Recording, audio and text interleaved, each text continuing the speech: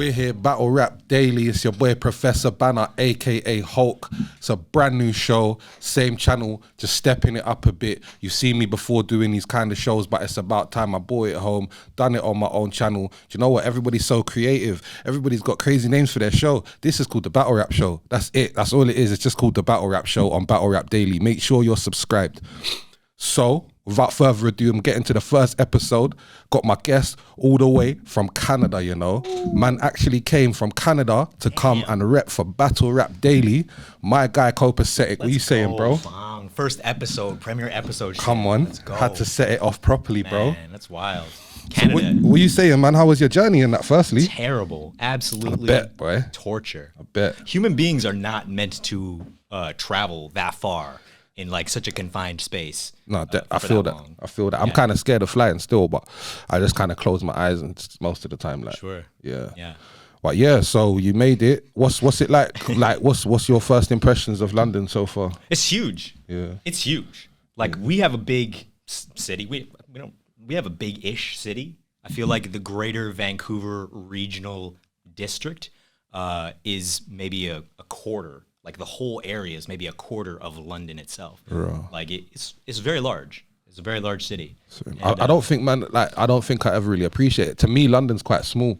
Like I think. Oh right. Because like it's easy for me to say get to Croydon or Hackney or whatever within a couple of hours. So from time anything's within like an hour and a half, say even on public transport. For me, that's small, innit? It's quick. Like, yeah, do you know what I mean? That's a lot. That's a lot. An hour and a half on public transport, man. Yeah, that's what I'm saying. I think man's just conditioned to thinking that's normal, innit? Truly. You know what I'm saying? I grew up in like a little town in like Vancouver Island with maybe hundreds of people. Like not like you knew everybody. Yeah. So like Vancouver was the big city, and London is. Well, I mean, it makes sense, right? It's capital, innit? I suppose Toronto's probably more comparable, innit? Yeah, Toronto's the same-ish size of Vancouver, though, and Vancouver's better. Let's just be real. Fair enough. Shots fired. Vancouver's just better city, better hockey team, cooler people. Shouts out to Gannick and Gully, my guys. Yeah, hold tight. All of the KOTD. And the team. Bro. But aside from that, Vancouver, it's all day. Let's go. Oh, fair enough. Yeah. So, I mean, coming from Vancouver and that, like, what was your inspiration to get into rap and shit? How did you start out as a battle rapper and that? We had, do you know Aspire? I don't, you know. Aspire was like WRC shit, like way back in the day. He was like a part of that original movement in the early 2000s. And it was him that said, hey, hey, Organic. I'm thinking Legendary Promoters, and it just, Gannick, you know, he's like, you got to have a Vancouver division for King of the Dot. And so we started building that. And then, you know, one thing led to another. It was Manic and Spite versus Thesaurus and Ilmac. Like, that was like the battle that it just went left. It was have you ever seen that battle? I don't think I have, you know. Bro, it's crazy. At the end of the battle, like they're like beefing and they're in each other's face. And oh shit, I might have actually. Right? Ilmac is like up in Manic's face. He's like, I meant everything I said. You suck. You're whack. And they're like a bottle breaks in the background. Like it gets tense. And then people were like, hey, Vancouver, they do battle rap. I had no idea. And now I do. So that was how it was. And then I was there. I saw that shit live. Cool. And I'd been rapping at that point, and I felt like battle rap is cool. So did you start on like music? Yeah. Yeah. And then trying to transition into battle rap. Yeah. Calm. Yeah. I mean, what was your, like, that's what I mean, like, what was the transition like? Did you feel like it was easy, something that you just naturally gonna do? Because even me, when I first watched battle rap coming from making music, it did look like a bit of a challenge. Like, this is different to what I do. It kind is of different. Thing. Yeah, it is. It's wild different. But you know Pigsty, right? Yeah. Right. So Pigsty was like our local guy and killing it, and really like killing it on a level that would compete internationally. Like this is a guy who was really talented. And he was a friend, and I was like, you know, how do I do this? And he gave me like no good advice whatsoever. But he was there, you know, with those guys to like help you, you know, it made you want to do it. It was like, you know, anybody can do this. You just jump in the ring, you say some funny shit, you do some rapping, make sure you've got some bars, make sure you actually have some like punchlines, so you're not just fucking rapping a bunch of nothing.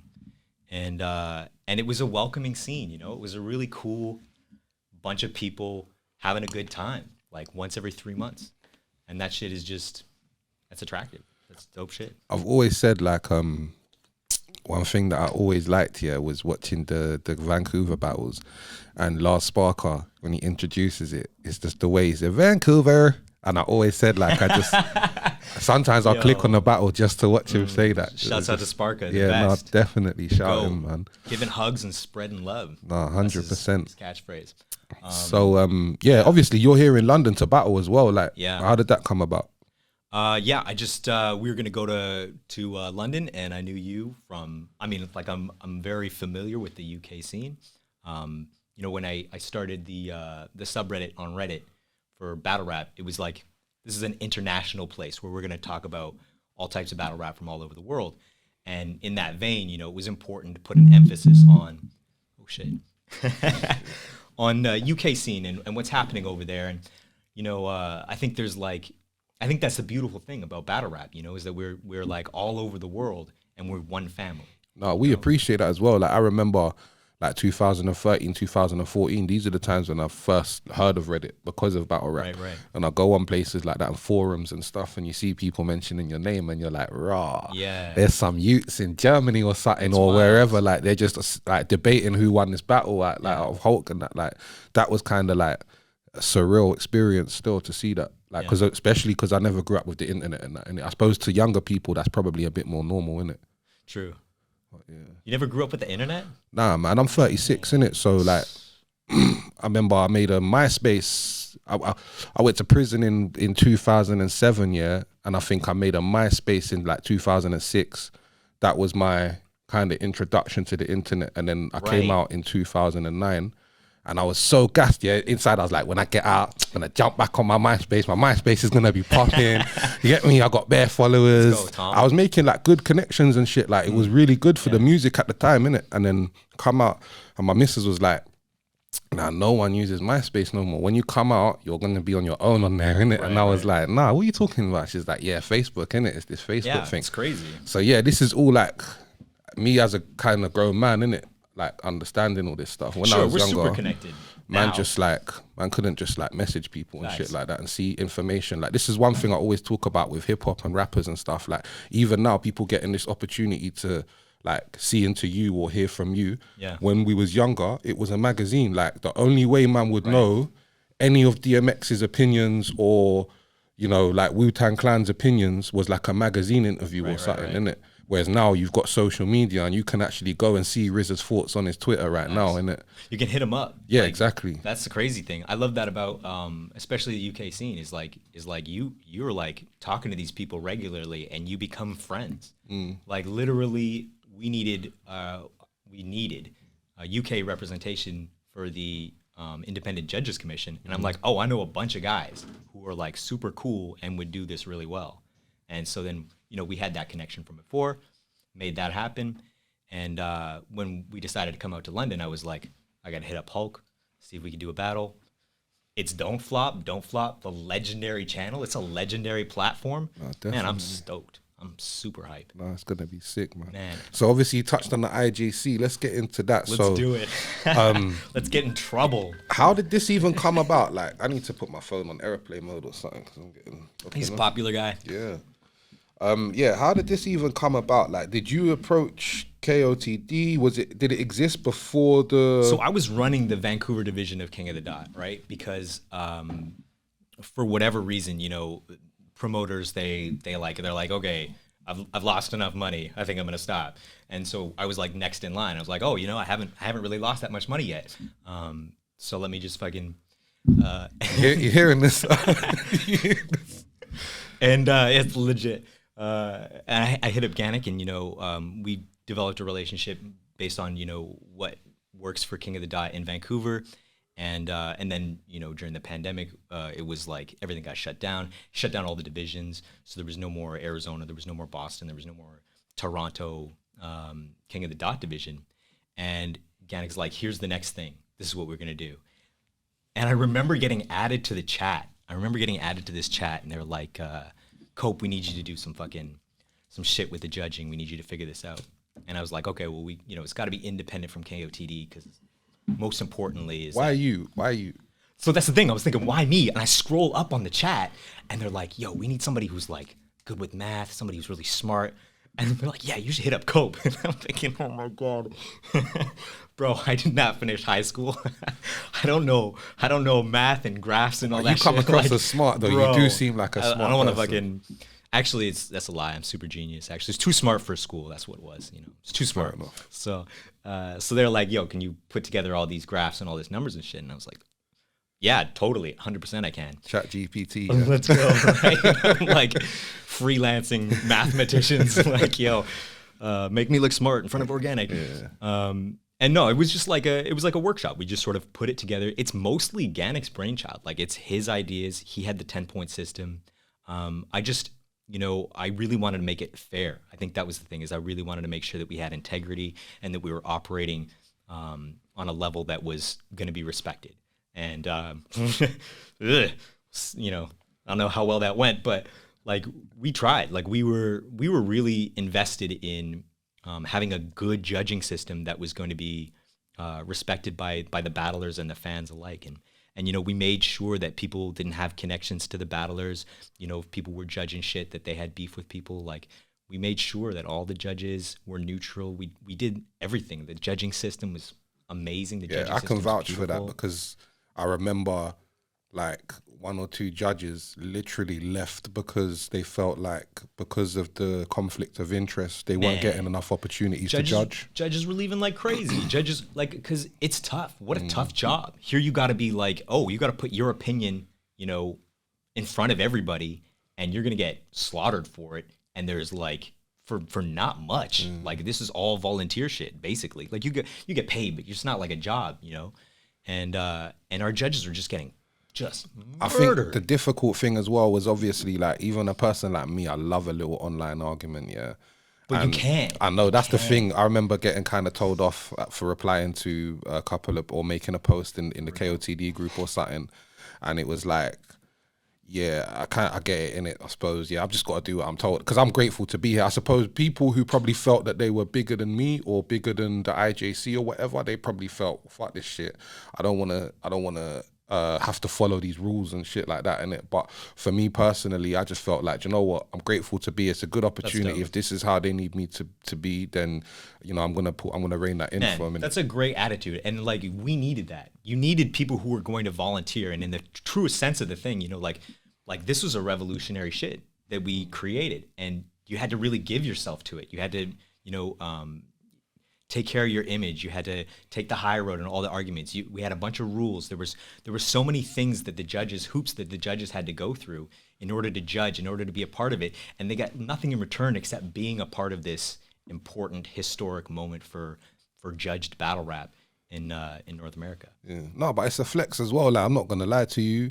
Like, even the fact that I was in a group chat with Mickey Fax and Mike G from Odd Future, that's like, because my little brother was a big Odd Future fan and that, innit? So when I told him and I showed him that I wasn't lying, like, he was gassed. And obviously, again, Mickey Fax, like, he's certified in the industry and shit. So, like, for me, again, just to be in a group chat with these people and be considered a peer, do you get what I'm saying? Yeah. For me, that was like good for my self-esteem as a brand, innit? Do you get what I'm saying? We were all close. I really love all of the people who are part of the IJC, past and present. Like, it's especially when you go through something like that with somebody, it's, man, a lot of people like couldn't hang. A lot of people just had to bail. They just couldn't take all the negativity. They couldn't take the workload. They couldn't take the high standards and expectations. The system wasn't complex, but you had to do it right. I remember like 100 Bullets, like, he went outside the system and we were like, no, straight up, you can't do that. And he's like, okay, fine, I'm out. I'm like, fuck, man. Like, he gave, what was it? He gave somebody a 10 and they choked in the round. He gave Gage a 10. Yeah. He was like, I just thought if he didn't choke, it would have been a 10. That's how judging works, bro. That's the whole point, isn't it? That's crazy. But it was great, and a great opportunity to do some shit and make some connections and make some noise. And the season went really well. I think obviously there were some hiccups, shit that you can't see coming. You just don't know until you do it. And if we were to do season 2, I think it would go a lot smoother. Yeah, definitely. I mean, is there talks of a season 2? Is KOTD doing a season 2? It's like, I mean, you know, that was sort of a unicorn. Like, you have Lush running around the States, you know, jumping into different cities. You've got Organic and the whole team in Toronto running shit from HQ. It was kind of like a special moment where everything fell into place for that. And even with the pandemic, it was really difficult. I mean, the scheduling, the rescheduling, the people dropping out, like it was... Yeah, because some of them early battles, people actually had masks on and shit in the battles, isn't it? Yeah, it's wild. No, it just, it's like, it's an enormous headache. So if Ganik wants to do that again, I know that there are a bunch of people who are down for it, but I think that it takes a lot of mental energy to even get up to the momentum where, okay, we're going to tackle season 2. Especially now when you had the Stay Forever event, which went spectacularly, and they're going to follow it up with World Domination in, I want to say August. I think it's August. Like, it's like you've got these amazing branded events that are coming up that you know you're going to sell out. Like, I don't know, why don't we take a really risky venture on going back into America again and like doing all this shit that's never been done before and is really expensive. It's tough, you know? No, I hear that. I hear that. So we're trying to lose less money, I think. So we'll see what happens with season 2. Maybe we get bankrolled by you know, some really eccentric billionaires. You never know. You never know. I mean, even the whole kind of monster sponsor, that was a big move. Sure. And the money's out there. Like, I mean, that's the thing is, you know, battle rap is like, I don't know, you've got to have those connections because who's our audience? It's like young males age 18 to 35. Like, who doesn't want that audience for a half an hour to an hour at a time? Do you know what my idea was? Yeah, and I don't know why they never replied to me. Yeah, but I emailed Parker Pen in it. I wanted them to sponsor battle rap. I was like, you've got the best writers in the world, and a lot of these guys are some of the only writers that still actually use a pen, a physical pen. Are you talking about graffiti? No, Parker Pen. Like, so Parkers are like this kind of posh pen, but they're quite expensive. Like, you can get a Parker pen for like a couple £100. You know what I mean? For literally just a pen. It doesn't have to be gold or anything. It's just a branded pen. Okay. And even the cheap ones are like £30-40. And what, they sponsor writers? No, but I was saying they should. I was saying that would be like the ideal sort of, you get me? They've got money. If they have a lot of money, because that's sort of the thing, right? Is like Red Bull is sponsoring these huge freestyle events in South America. It's like, okay, you're Red Bull. You can lose a few million on some shit. But like, if you're a big company, I think that's an easy. I don't know anything about Parker Pen. Of course, no, but I was just thinking, like, you know, like matching up stuff that like older brands that need to connect to the newer generation. Like I said, when I was in primary school, Parker pens was a big thing because I remember in my primary school, we had to write with a fountain pen. So we got to a certain age and you had to write with a fountain pen. Do you know what a fountain pen is? I think I have an idea. It's like an ink pen. That it's an ink pen, but it's got like down. a mad tip. It's weird, but you gotta like actually put the ink cartridges in it. Like, oh shit! Yeah, and you gotta buy ink cartridges for it. Do you know what I mean? Man, you were around. That's what I'm saying. I'm making myself like old right now, blood. I swear, this was only the 90s. We were like chiseling and fucking. This is only the 90s, you know. Trust me. But yeah, no. So obviously, again, for me, like when I was a kid, they were kind of prestigious. That was big. And like even as a writer now, like I've been thinking, do you know what? Like things like that could come back in it. Do you know what I mean? It could be there's an audience there for it. But I suppose that's the thing with thinking of sponsors and marketing. It's just finding things that match up enough, enough for mostly what their brand represents. It's mostly weed. Of course. It's like weed is like. But that's what I was going to say as well. I think like, because I just saw Organic was at some event with like Tony Yayo and Lloyd Banks and stuff like that. Like, do you think that obviously him putting so much attention into Ghost Drops is more possibly taken away from KOTD? No, it's synergistic. Because if he had like the one venture to focus on, do you reckon like maybe it would have, you know, either one would be bigger? He's got a team.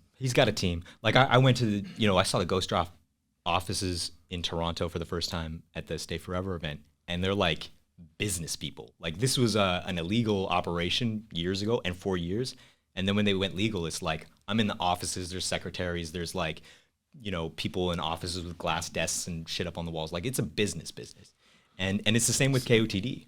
It's like there's people in every aspect. We got lawyers, we got, like the shit that, normal battle rap leagues have to deal with, like the talent and the graphics and the, venues and stuff like that. That's all like secondary. There's the business of King of the Dot as a business, and it's, they above board, they run shit.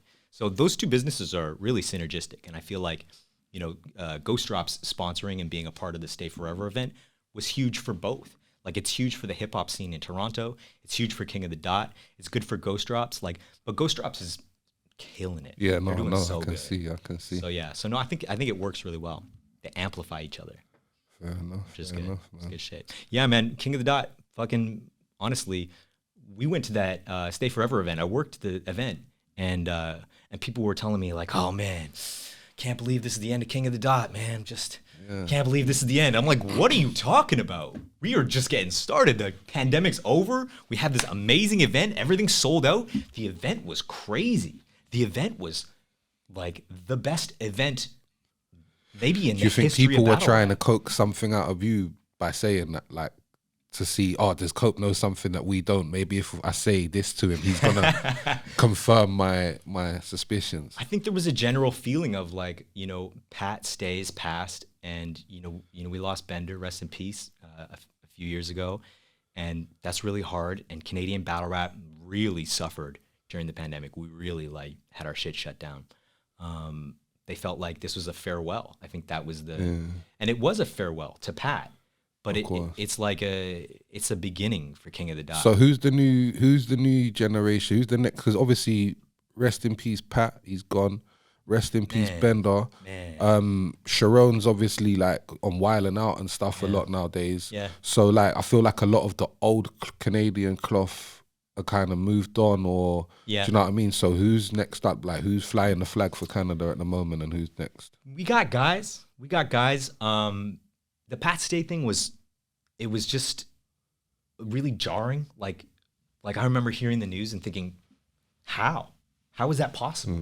Like, he's fucking invincible. He's this, bigger than life guy. And shouts out to the battlers too, who performed on Stay Forever, because that was literally 5 months after the news. And I know a lot of people were still grieving. There was so much emotion at that event.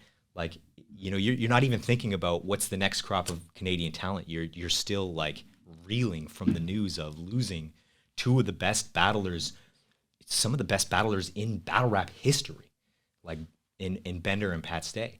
And so, we're not even thinking like, oh no, Canadian talent. We're thinking like, yo, this is like, what can we do? What can we do to take care of their families? What can we do to like take care of Canadian battle rap, after and the brand and shit like that. But I think that's why people were probably a little more somber, a little more sad about the farewell. But we got guys. Who's the one guy that you're co-signing right now out of Canada that's next, like the heavy hitter? Okay, well, it's let's be real. These guys are all my friends. I love all these guys. And if guys in my crew are all tied. Can I say my place, opinion first? Just so I can. It's G-Show, Machete Trevi, Chrome. Joey Gambello, he's Canadian, ain't he? He is, yeah. He's fire. Yeah, I think he's dope. absolutely fire. He had a good clash with Ellipsis recently. That was really dope. Ellipsis is hard as well. Ellipsis is crazy. So I just saw Ellipsis versus Pathogenic in Vancouver, and holy shit! If this wasn't maybe the best battle I've ever seen, Disaster was there. We flew Disaster up because he wanted to see it, and it was just like, I can't even describe the energy. People are talking about whether or not Pathogenic can match Ellipsis's pen, because Ellipsis crazy pen game, right? And then they're talking about Ellipsis, can he match Pathogenic's performance? Because Path battled XQZ on Stay Forever, and Path is an incredible natural performer, and both of them met the challenge. It's a incendiary battle. It's probably, you're gonna hear about it, like it's a legendary level of battle. And I know that sounds crazy. That sounds like I'm using hyperbole, but man, it was fucking insane. So I would say Ellipsis, Pathogenic, my guys, Joey Gambello, definitely. Franchise is really dope. I know that Joey and Franchise battled on the Stay Forever event, and they battled on short notice. So like, if people are expecting, you know, I don't know if that was like their best, but that was their best for the amount of time that they had. I know that when they have more time, they're really like crazy. Especially live, Joey and Franchise are just crazy energy monsters. But Pathogenic is fire too. You definitely got to check him out if you don't know him. He leveled up. He was insane. These guys are fucking crazy. But we'll see. You know, I mean, no one's ever gonna match Bender and Pat Stay. That's sort of like a legendary level. But we got guys. Yeah, facts. Shouts out G Show and the rest of Glock Party. That's it, man. Glock Quebecois. Let's go.